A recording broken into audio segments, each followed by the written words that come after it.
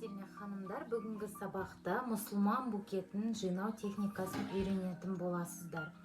Ол үшін сіздерге мұсылман букетіне қандай заттар қосыларыңыз келеді, соны жинақтап аласыздар. Менің букетімде қыздар міне Құран кәрім кітабы, бұл өте құнды сыйлық болғалы тұр. Және мынау жайнамаз. Жайнамаз. Алланың 99 көркем есімі, намаз оқып үйрен және тәспі, сосын мынау мисок. Осы заттар арқылы қазір букет жасаймыз. Букеттің қосымша бос кеңістіктеріне мен орех жаңғақтармен, екі түрі орехтармен және құрма арқылы букетті дополнять ететін боламыз. Қазір оны жұмыс барысында көретін боласыздар. Қажет заттарымызды дайындап қояйық әзірге. Біз қазір букеттің основасын жасаймыз алдымен. Ол үшін қыздар сіздерге пеноплекс керек болады. Пеноплексті кез келген строительный магазиннен таба аласыздар. Осында бір листтің құны 1000 теңге тұрады.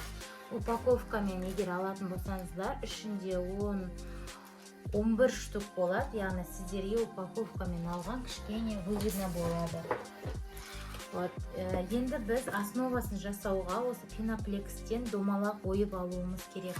Ол үшін шаршы любой домалақ нені қақпақты, тарелканы сондайды қойып, диаметрі примерно 30 сантиметрде осындай домалақ сызып аласыздар.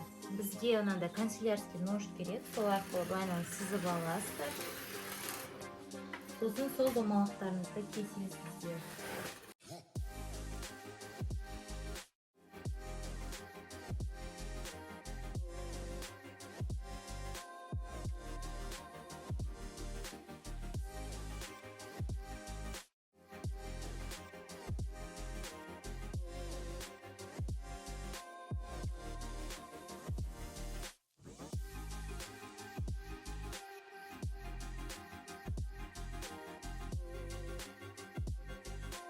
Енді негізгі основасын жасау үшін біз шпажкаларды спираль техникасы бойынша астыға тапшымыз.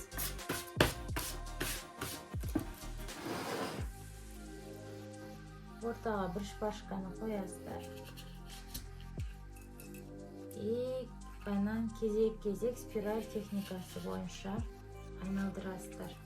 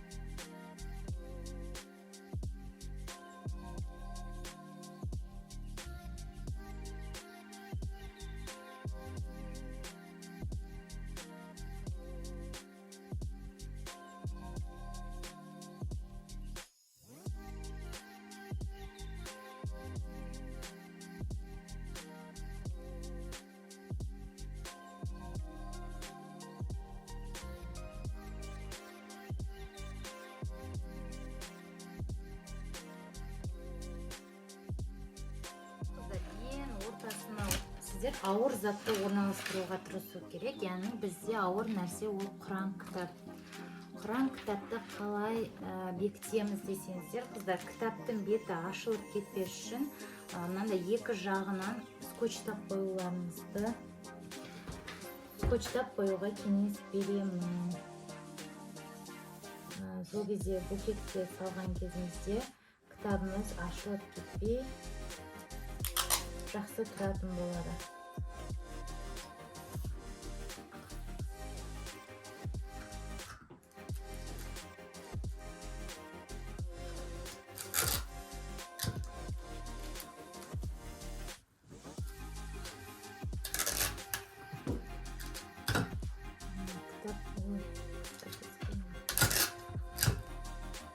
Кітаптың екі жағының осылайна страницасы ашылып кетпес үшін скотчтап қойыңыздар.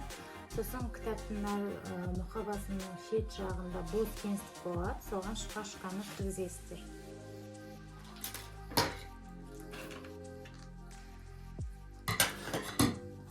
Шпажка кіргізесіздер осы жерге.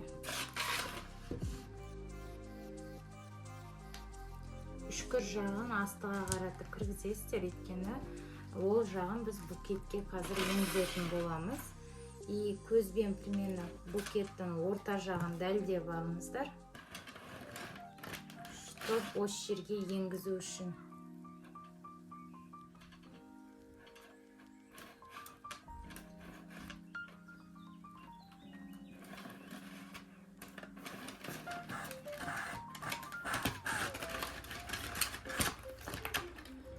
Сәл қисық болса ештеңе кетпейді, орнын кішкене ауыстыра саласыздар.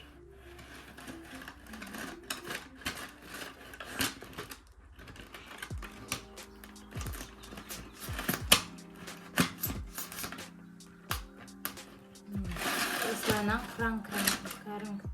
құран кітапты тұрғызасыздар, қыздар. Енді біз жайнамазды осы құран кітап жақсы бекітіліп орналасу үшін жайнамазбен бекітетін боламыз. Жайнамазды былайынан бүктеп алыңыздар. Осылайынан етке бүктеп аласыздар. Сосын осыны былайынан орайсыздар, қыздар. Жгутик жасаймыз. Жіңішкерек қылып орасаңыздар, әдемірек болады.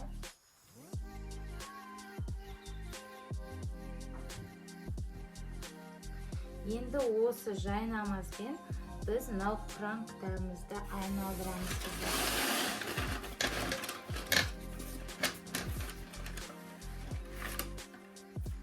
Алдынан айналдырайық. Сол кезде екі ұшы алдына келетін болады.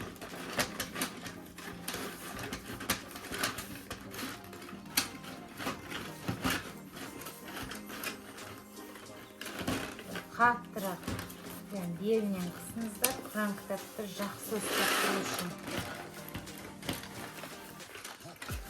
Екі жағына, мынау екі ұшына шашақтары бір өзі дополнительный әдемілік беріп тұру үшін мынандай резинканың көмегімен былайынан байлап қоясыздар. Сосын былай ұшын ашып жібересіздер.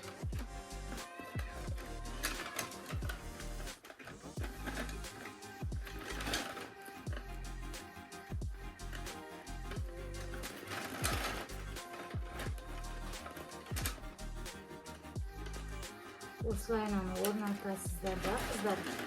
Мынандай инелердің көмегімен, шетінде бір жағында домалақ шаригі бар.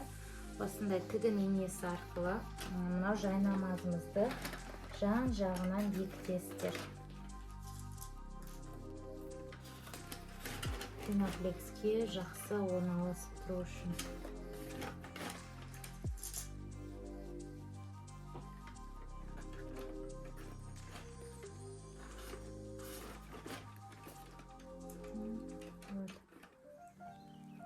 Жан жағынан жақсы, яғни қозғалмай орналасып тұратындай қылып бекітулеріңіз керек.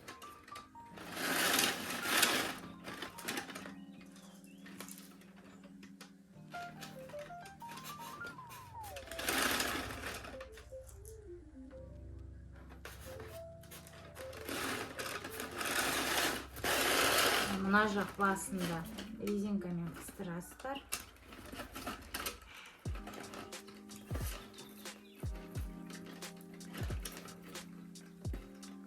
Ашасыздар шашағын. бұл жағын да немен бекітесіздер.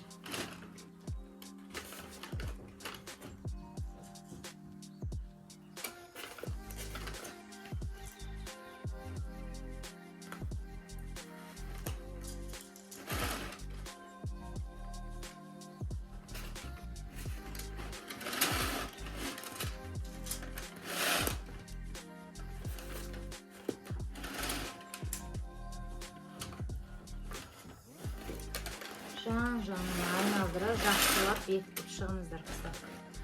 Міне франк кітабымызды орналастырдық. Енді біз қалған қосымша букеттің заттарын орналастыратын боламыз. Ол үшін қараңыздар, барлық кітаптардың беті осылайынан ашылып кетпеу үшін екі жақтан скотчтап қойыңыздар қыздар. Сол кезде кітаптарыңыз формасын жақсы ұстап тұратын болады. Екі жақтан немесе кішкентай кітап болса ортасына скотчтап қойсақ та болады. Енді артына дәл осылай шпажканың жартысын кесіп тастап орналастырасыздар скотчтап. Оны біз букеттің мына жағына орналастыратын боламыз. Құран кітапты жауып қалмайтындай етіп.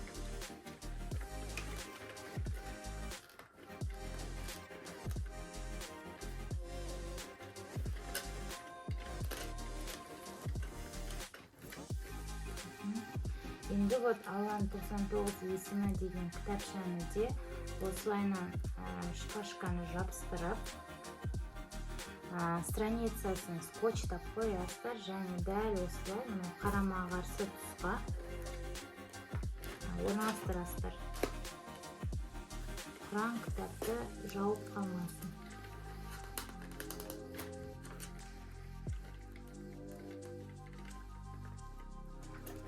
Осылайынан кітаптарды орналастырдық. Енді мынау месуакты тоже скотчтың көмегімен шпажкаға орналастырасыздар.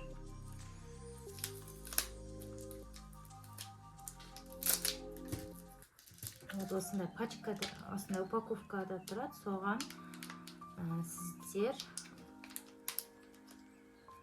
айналдыра орналастырып скотчпен бекітесіздер.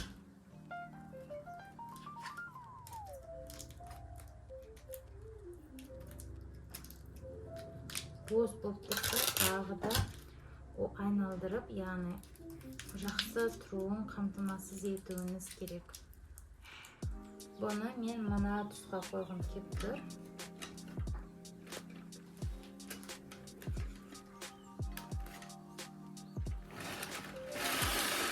Мына жайнамасын мына жерінен бос кеңістік алып, осына былай кіргізіп жатырмын. Қыздар,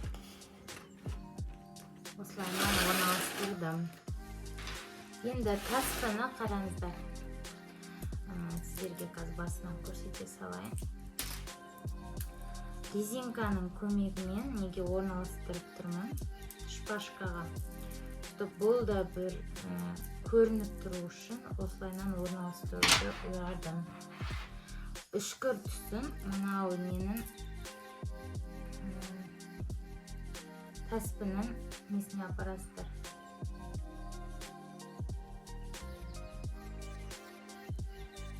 Таспының соңғы бас жағындағы тесігіне, яғни кіргізесіздер шпажканы. Сосын енді резинканың көмегімен осыны өрген сияқты не істеулеріңіз керек, орналастыруларыңыз керек. Міне резинканы былайынан тақтым. И келесін мынаны былай бір айналдырып аласыздар да. Айналдырып аласыздар да, келесі бөлігіне апарасыздар. Сосын былайынан тағы да резинканың несі жеткенше ішін айналдырасыздар. Бітіп жатса, былайынан аяқтайсыздар. Кіргізесіздер да, былай аяқтайсыздар.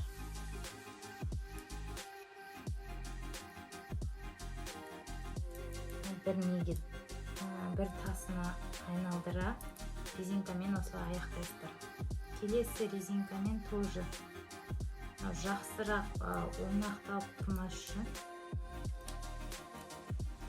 дәл солай бастап аласыздар.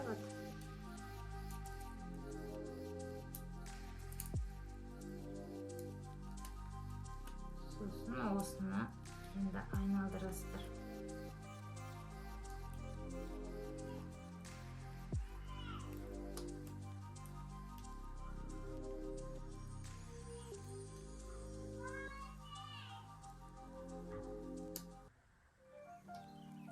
Осылайынан не шықты бізде. Осылайынан орналасты. Бұны мына тұсқа апарып, яғни орналастырамыз. Тоже жайнамаздың мына жерін ашамыз. Кішкене.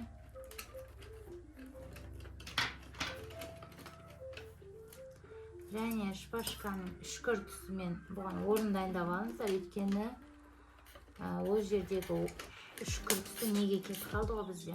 Бас жағына кетіп қалды. Сондықтан кіргізу кішкене қиындау болуы мүмкін.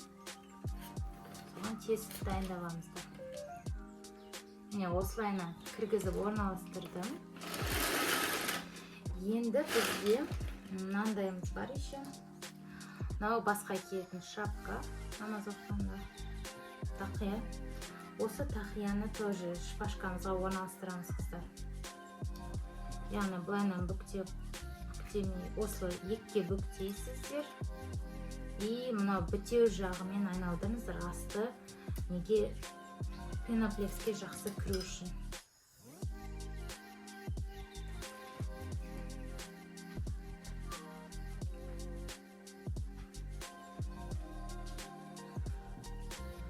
Осылайынан айналдырамыз. Қысып тұрып айналдырыңыздар. Бекітілу үшін. Осылайынан айналдырамыз. И скотчтың көмегімен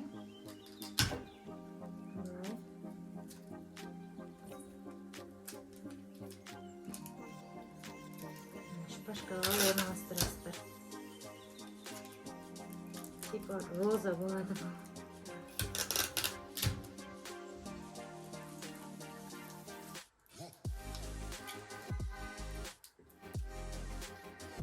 Осылайынан шапканы босатып, мына жақтан кішкене былай ашып қойсаңыздар.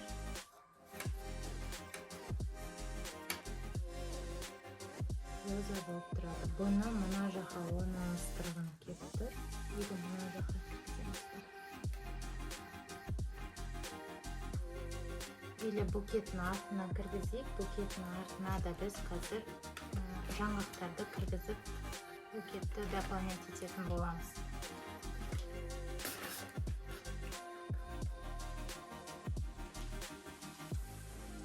Осылайынан орналастырайық. Енді қыздар жаңғақтармен жұмыс жасаймыз. Жаңғақтарды көлемін келтіру үшін мен қазір ыстық клей арқылы жұмыс жасайтын боламын.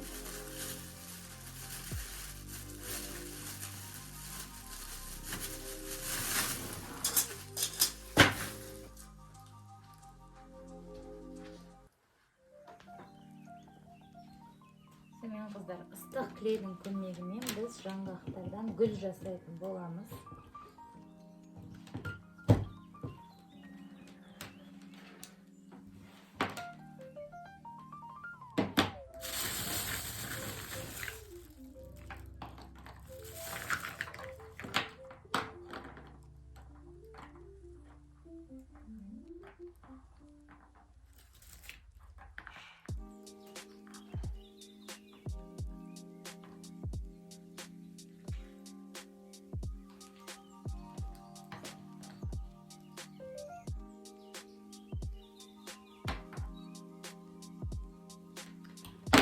Және құрмаларды бірден орналастыратын боласыздар.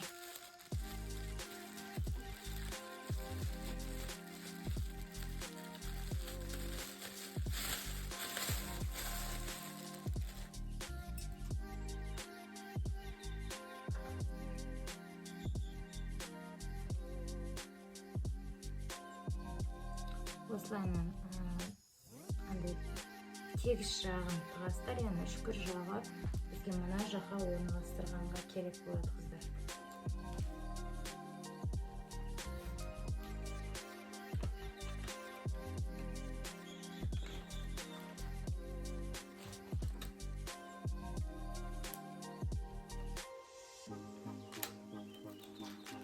Қазір алдымен жаңғақтан гүлдерді жасап алайық, өйткені бұл көбірек менің местен алатын болады да. И осыдан қалған бос орындарға біз нені орналастыратын боламыз.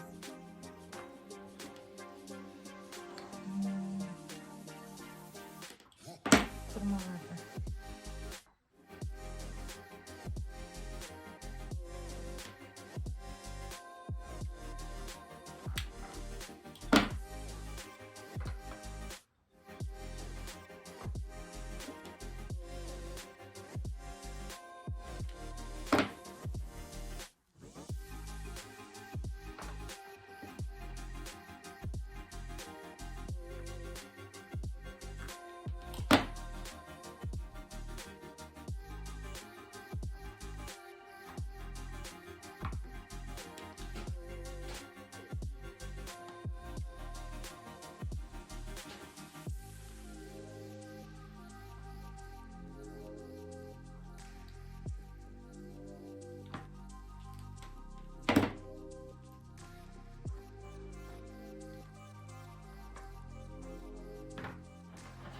Осылайынан бір 3 гүл жасап көрейік.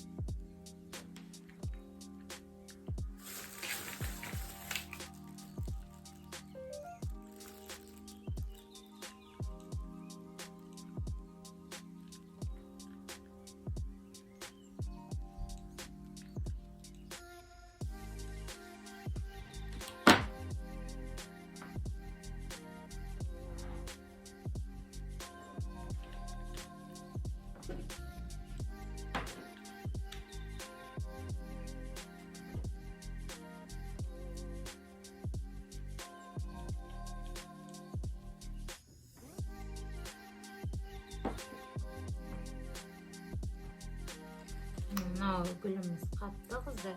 Енді осыны былайынан орналастырасыздар ғой. Былайынан көйлесіздер.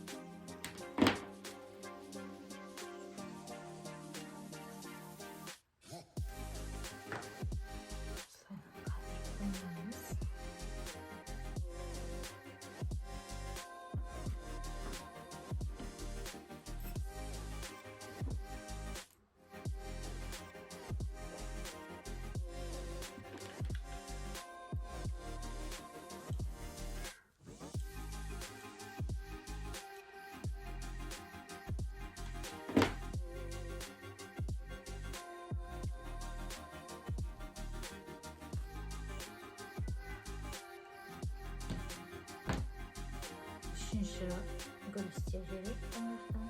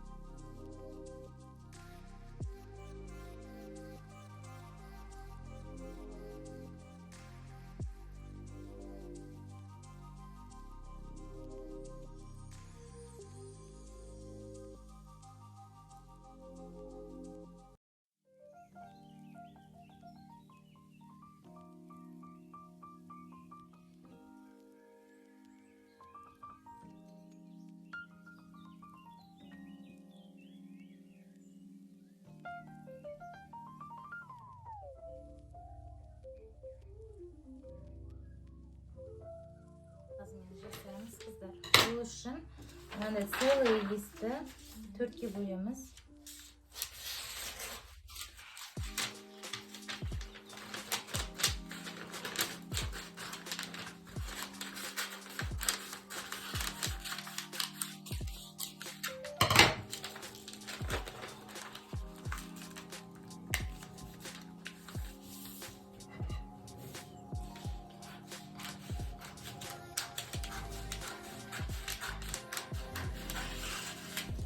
Екі лист менің жеткілікті болып қалады.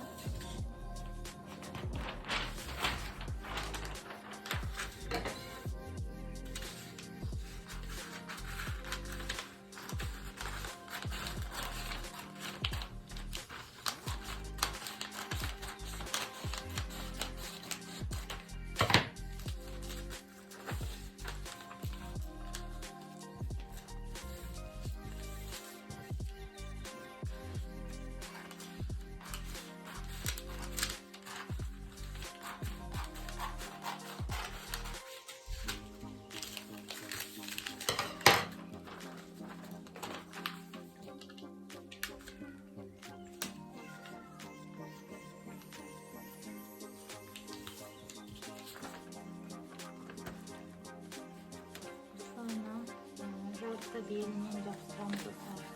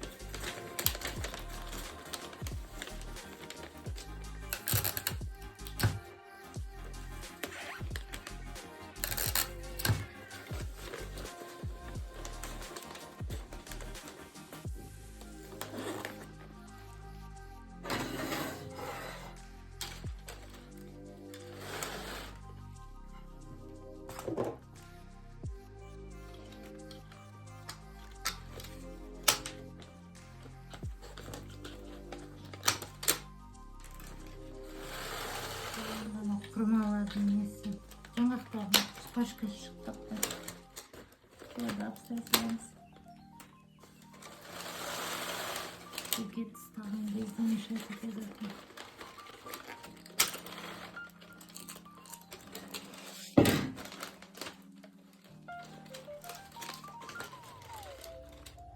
Енді қыздар астыңғы жағына қазір үлкен қағазды қоямыз. Целый.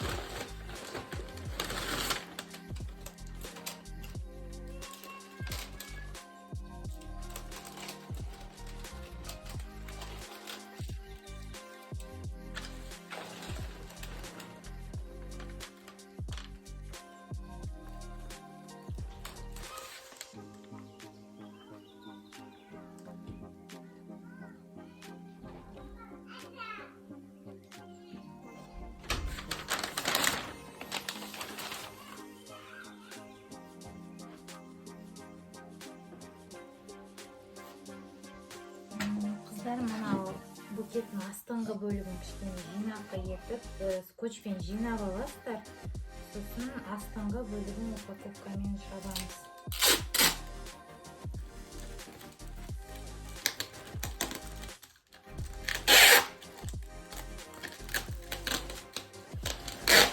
Бір айналдырыстыр да, сыртқа қарай айналдырып скотчтар. Упаковканың сыртқы бөлігі қазір жақсы бекіту үшін осылай істегеніміз дұрыс.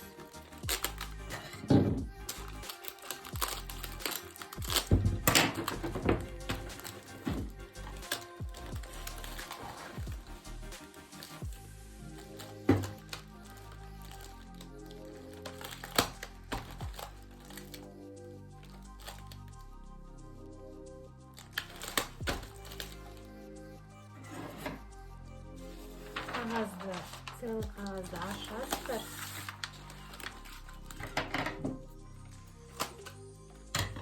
И соның ортасынан орналастырасыздар.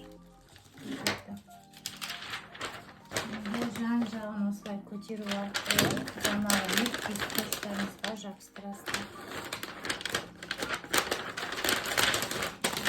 Дәу жақтырасыздар.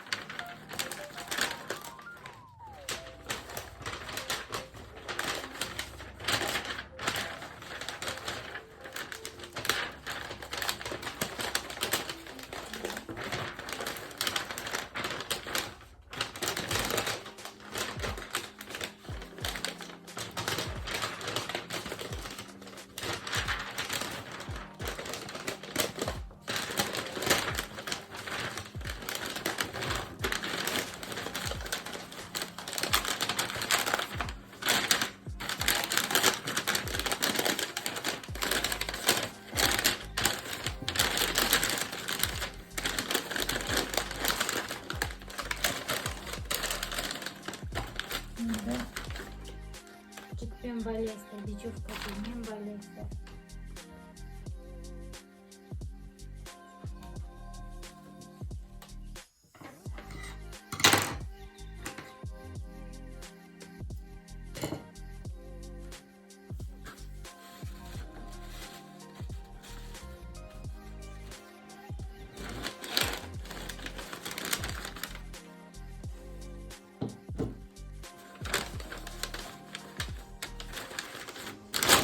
Good job.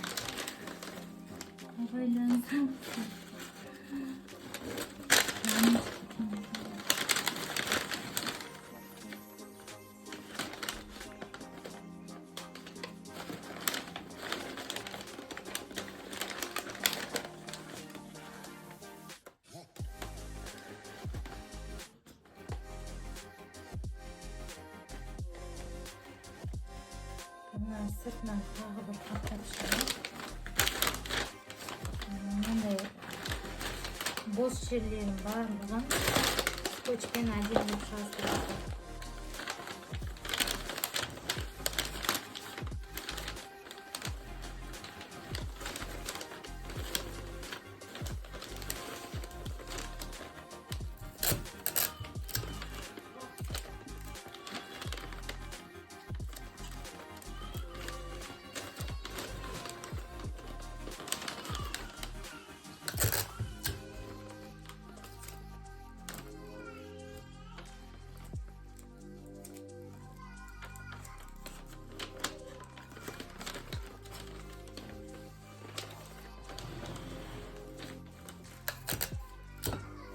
Скотчты былайынан біріктіру арқылы двухсторонний скотч жасауларыңызға болады.